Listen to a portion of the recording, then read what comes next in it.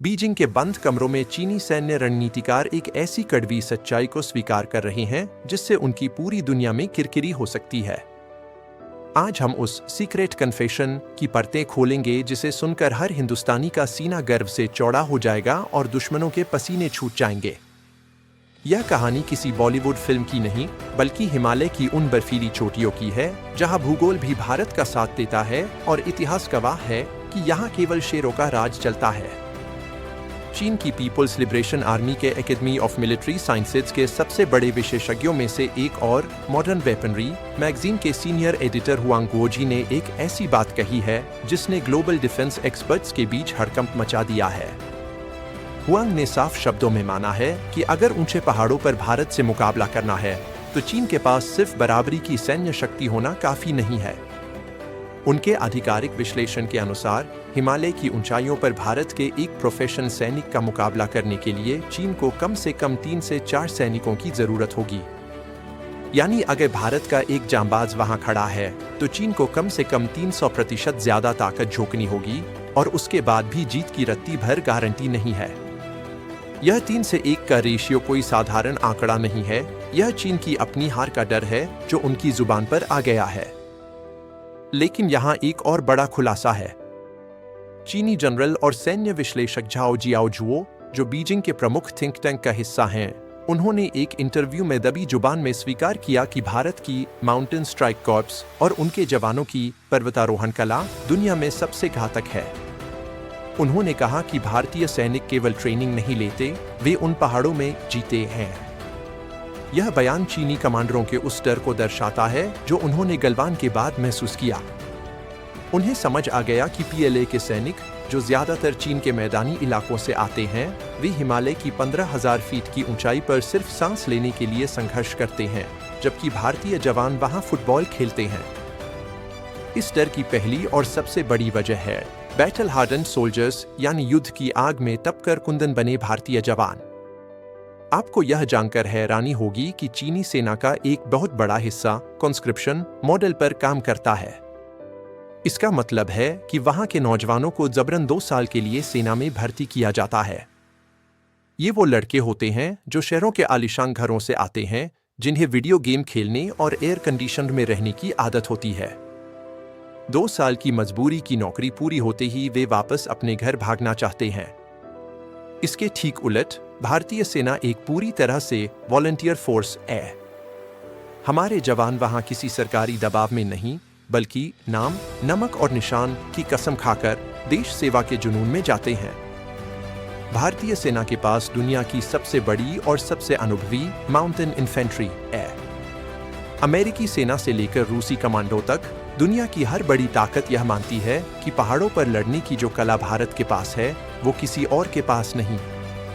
हमारे जवान सियाचिन जैसे बर्फीले जहन्नुम में, जहां तापमान -50 डिग्री तक चला जाता है, वहां 20,000 फीट की ऊंचाई पर न केवल गश्त लगाते हैं बल्कि अपनी फिटनेस का लोहा मनवाते हैं। हुआंग गुओजी ने खुद अपने लेख में लिखा है कि भारतीय सैनिक उन पहाड़ों को अपना घर मानते हैं, जबकि चीनी सैनिकों के लिए वह एक ऐसी जेल है जहां ऑक्सीजन भी नसीब नहीं होती। अब जरा दूसरी तरफ चीन की जमीनी हकीकत देखिए। सोशल मीडिया पर ऐसे कई वीडियो वायरल हुए हैं जिनमें चीनी रंगरूट लद्दाख और तिब्बत की कड़ाके की ठंड में भेजे जाने पर बस के अंदर फूट फूट कर रो रहे हैं। उनके चेहरे पर देशभक्ति का गर्व नहीं बल्कि मौत का खौफ साफ दिखता है। चीन अपने सैनिकों को रोबोट बनाने की कोशिश करता है, उन्हें oxygen tent, electric heating jacket और हाईटेक गैजेट्स के भरोसे रखता है। लेकिन युद्ध की हकीकत यह है कि जब बिजली कटती है और मशीनें जवाब दे जाती हैं, तब केवल इंसान का हौसला काम आता है। गलवान घाटी के संघर्ष ने पूरी दुनिया को यह दिखा दिया कि जब आमने सामने की लड़ाई हुई तो भारतीय शेरों ने बिना किसी बंदूक के सिर्फ अपने हाथों और डंडों से चीनी सैनिकों का वो हाल किया कि बीजिंग को हफ्तों तक अपने मारे गए सैनिकों की गिनती छुपाना पड़ी। उस रात की चीखें आज भी पीएलए के कमांडरों के कानों में गूंजती होंगी। यहाँ हमें भारत की एक ऐसी सीक्रेट ताकत का जिक्र करना होगा जिससे चीन सबसे ज्यादा थर-थर कांपता है, और वो है स्पेशल फ्रंटियर फोर्स, जिसे विकास बटालियन भी कहा जाता है। ये वो योद्धा हैं जो बादलों के ऊपर रहने और लड़ने की कला में माहिर हैं। अगस्त 2020 में जब पूरी दुनिया की नजरें गलवान पर थीं, तब भारतीय सेना और एसएफएफ के जवानों ने रात के अंधेरे में चीन को गच्चा देते हुए कैलाश रेंज की चोटियों पर कब्जा कर लिया था। चीनी सेना सोती रह गई और भारतीय जांबाजों ने उनके सिर के ऊपर अपनी बंदूकें तैनात कर दी। यह एक ऐसी सर्जिकल स्ट्राइक थी जिसने बीजिंग के अहंकार को मिट्टी में मिला दिया। चीनी जनरलों को समझ आ गया कि पहाड़ों पर भारतीय सेना की रफ्तार और रणनीति का मुकाबला करना उनके बस की बात नहीं है। अब बात करते हैं हथियारों की गुणवत्ता और भरोसे की। चीन अपनी मेड इन चाइना टेक्नोलॉजी का ढिंढोरा पीटता है, लेकिन रक्षा विशेषज्ञों की माने तो उनके हथियार दिखावे में ज्यादा और काम में कम होते हैं। दुनिया के समझदार देश आज भी चीन के बजाय फ्रांस के राफेल, अमेरिका के अपाचे, इजराइल के बैराक मिसाइल सिस्टम या रूस के S-400 पर भरोसा करते हैं। चीन के हथियार चलो तो चांद तक, नहीं तो शाम तक वाली श्रेणी में आते हैं। पाकिस्तान और म्यांमार जैसे देशों का उदाहरण हमारे सामने है, जिन्होंने लालच में आकर चीनी फाइटर जेट्स और टैंक तो खरीद लिए, लेकिन आज वे कबाड़ बन चुके हैं क्योंकि उनके स्पेयर पार्ट्स ही नहीं मिलते।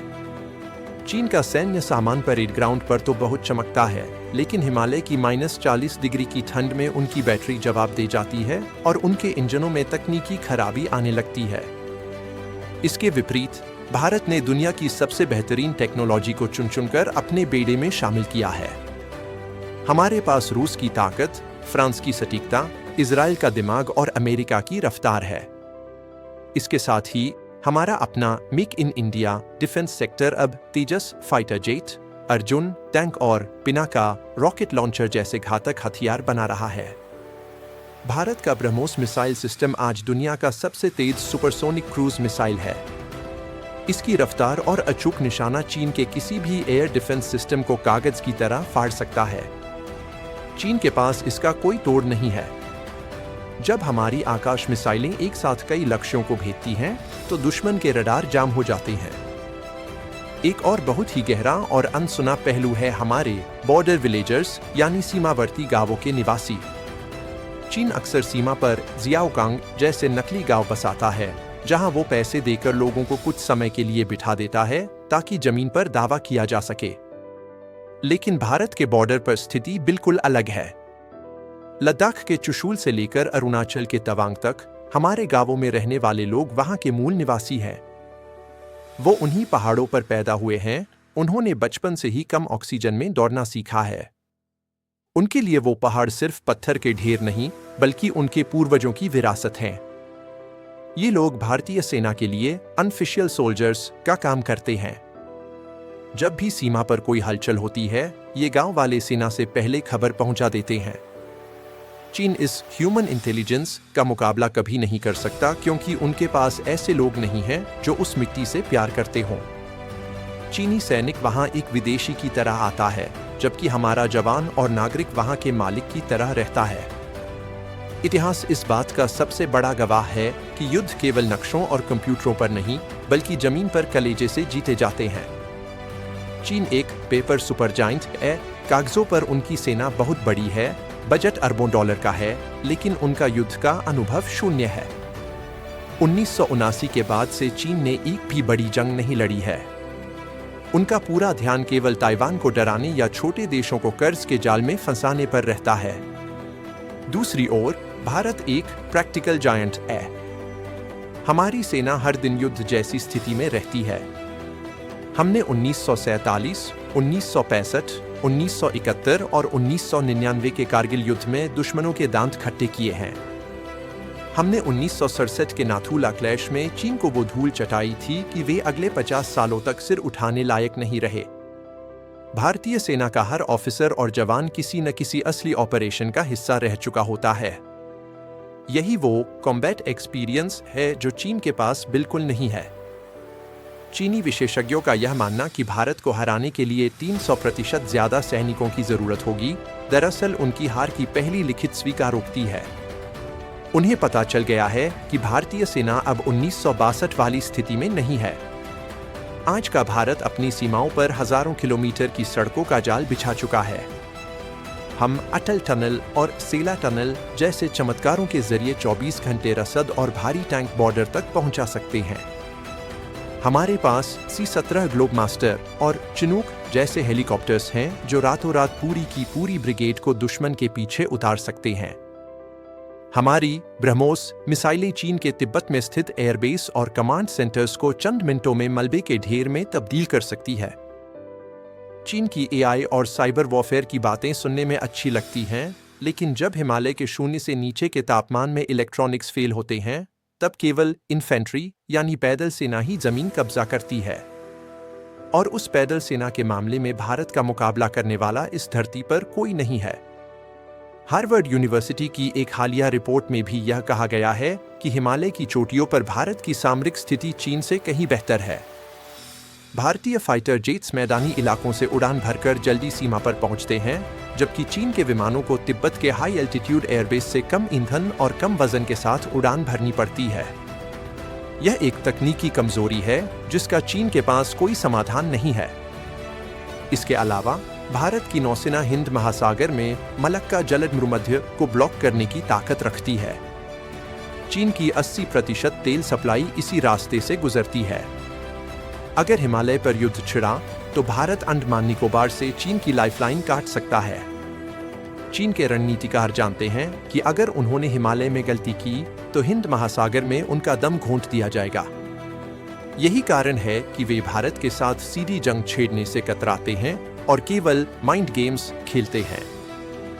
चीन के सैन्य हलकों में एक और गुप्त रिपोर्ट चर्चा में रही है, जिसमें यह चेतावनी दी गई थी कि भारतीय सेना का स्वदेशी रक्षा उद्योग अब उस स्तर पर पहुंच गया है जहां वे अपनी जरूरत के 70% से ज्यादा हथियार खुद बना रहे हैं। चीन को डर है कि अगर भारत पूरी तरह आत्मनिर्भर हो गया तो चीन की सप्लाई चेन वाली धौंस हमेशा के लिए खत्म हो जाएगी। वे भारत के आत्मनिर्भर भारत अभियान को अपनी क्षेत्रीय संप्रभुता के लिए सबसे बड़ा खतरा मानते हैं। सबसे बड़ी बात यह है कि चीन को अब समझ आ गया है कि भारत के पास केवल सेना नहीं, बल्कि एक चट्टान जैसा नेतृत्व और 140 करोड़ भारतीयों का अटूट विश्वास है। जब पूरा देश एक सुर में भारत माता की जय कहता है तो उसकी गूंज बीजिंग तक सुनाई देती है। चीन की पूरी रणनीति धौंस दिखाने पर टिकी है, लेकिन भारत ने दिखा दिया है कि हम न तो किसी को छेड़ते हैं और अगर कोई हमें छेड़े तो हम उसे घर में घुसकर मारना भी जानते हैं। आज भारत की फॉरेन पॉलिसी प्रोएक्टिव है। हम क्वाड जैसे संगठनों के जरिए चीन को हर तरफ से घेर चुके हैं। हिमालय की घाटियों में भारतीय सेना की कोल्ड स्टार्ट डॉक्ट्रिन और माउंटेन स्ट्राइक कॉर्प्स का गठन इस बात का संकेत है कि अब हम सिर्फ बचाव नहीं करेंगे, बल्कि जरूरत पड़ने पर पलटवार करके दुश्मन की जमीन भी कब्जा करेंगे।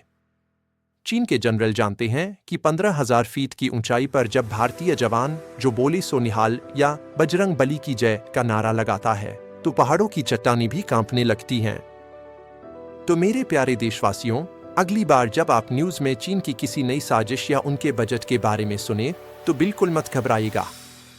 याद रखिएगा कि पहाड़ों पर बैठा हमारा एक तिरंगा उनके 3-3 लाल झंडों पर भारी है। चीन के पास सिर्फ नंबर्स हैं, हमारे पास निश्चय है। उनके पास गैजेट्स हैं, हमारे पास गुर्दा है। और जैसा कि उनके अपने विशेषज्ञों ने मान ही लिया है, भारत से टकराना मतलब अपनी बर्बादी को दावत देना है। हमें अपनी सेना, अपनी डिफेंस टेक्नोलॉजी और अपने वीर जवानों पर पूरा भरोसा है। भारत अब विश्व गुरु बनने की राह पर अग्रसर है और हमारी सुरक्षा के ये प्रहरी उस राह के सबसे मजबूत स्तंभ है। इस वीडियो को ज्यादा से ज्यादा शेयर करें ताकि हर भारतीय को अपनी सेना की इस असली ताकत का पता चल सके और पूरी दुनिया जान ले कि भारत की ओर आंख उठाने वालों का अंजाम क्या होता है। जय हिंद, जय भारत।